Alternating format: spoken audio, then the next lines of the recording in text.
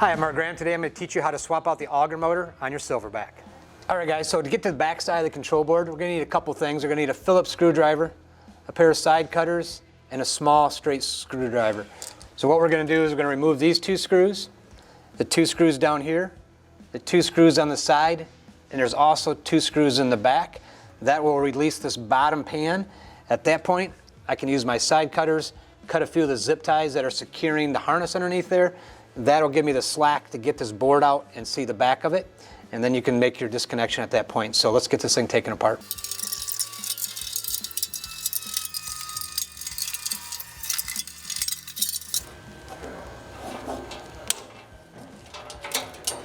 Alright guys, so we got the wire ties cut by removing the lower panel, got the screws out of the control board, so now we can simply pull the board out and start unplugging things.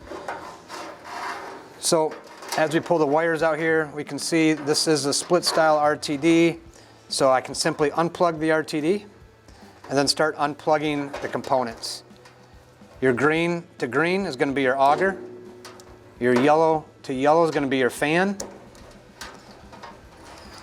your purple to the two white ones, this is your igniter, so the purple goes to the two white.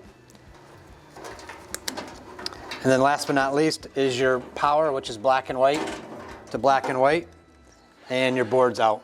Alright guys, so we got the controller taken off, we stuffed the wires back in here. The next thing to do is to remove this hopper shell. You do that by removing this screw, the two in the back.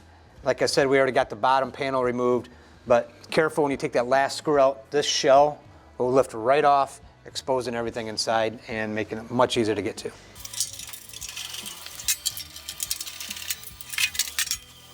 Alright, so I got the hopper off. Now I want to get this auger disconnected. There is one screw with a nut, and since it's facing in the orientation it is, I really can't get to that nut very well. So I'm going to go ahead and slide this whole auger out. Now this is something that hopefully you don't have to do, but if you ever get an auger jam and you got to remove the auger, I'll show you how to do that as well.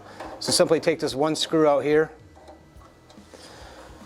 What that allows is for this whole system to pull right out. So if you get something jammed in your auger, you simply remove that one screw and this whole thing comes out. So at this point now, we can simply remove this screw and nut and get our motor out of there. Use a 7/64 Allen wrench.